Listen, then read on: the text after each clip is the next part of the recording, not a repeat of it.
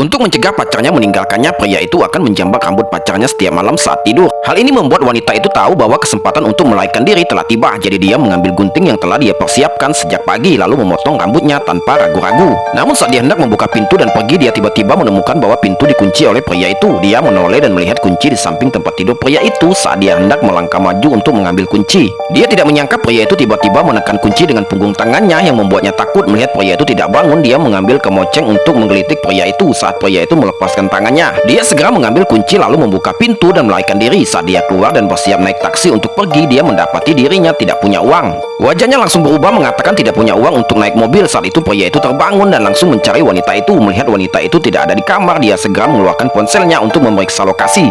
Tetapi tanpa diduga tindakan inilah yang membuatnya sadar bahwa dia telah diawasi. Jadi dia langsung membanting ponselnya. Pria di sebelahnya melihat wanita itu seperti ini dan menyadari bahwa dia mungkin benar-benar membutuhkan bantuan, dan berkata bahwa dia bisa mengantarnya pergi secara gratis. Tepat saat mereka pergi, pria itu mengetahuinya dan bertanya kepada pengemudi kemana wanita itu pergi. Setelah mendengar hal itu, pengemudi itu dengan bersemangat mengatakan bahwa dia tahu jalan pintas untuk menyusul mereka. Benar saja, pengemudi itu segera menghentikan mobil pria itu bersama pria itu. Begitu pria itu turun dari mobil, dia melemparkan setumpuk uang kepada pengemudi itu lalu bersiap untuk masuk ke dalam mobil untuk menjatuhkan wanita itu. Namun dia dihentikan oleh pemuda itu. Melihat hal itu, dia berkata kepada pemuda itu, asalkan kamu minggir, saya akan memberimu harga 2 kali lipat. Saat ini pria itu tidak tahu bahwa wanita itu telah menyelinap keluar dari mobil. Begitu masuk ke dalam mobil, pemuda itu langsung mengunci mobil dengan kuncinya. Akhirnya pria itu ditangkap oleh polisi yang bergegas datang sehari kemudian untuk berterima kasih kepada pemuda itu karena telah menyelamatkan hidupnya. Wanita itu menemui pemuda itu dan memintanya untuk memilih mobil.